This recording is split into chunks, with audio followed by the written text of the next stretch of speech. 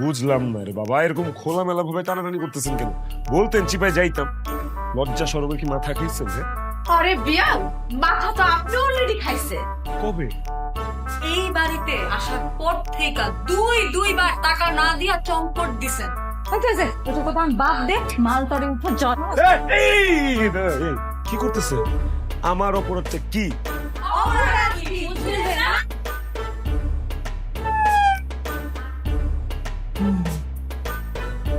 শোনেন, আপনারা কি মনে করছেন আপনাদের এই হকের টাকা আমি মেরে দিব? হ্যাঁ, আমি কখনো কারো হক মারিনি। আপনারা বিয়ে শাদীতে যা ছেঁচড়ামি টাচড়ামি করেন, মানে যে টাকা পয়সা পান, সেটা তো আপনাদের হক নাকি? আপনাদের অধিকার। আমাদের যাই হোক, টাকা নিচ্ছেন, খুশি। আমার কি প্রাপ্য? আমি কি কিছু পাইতে পারি না? সেইটা কি?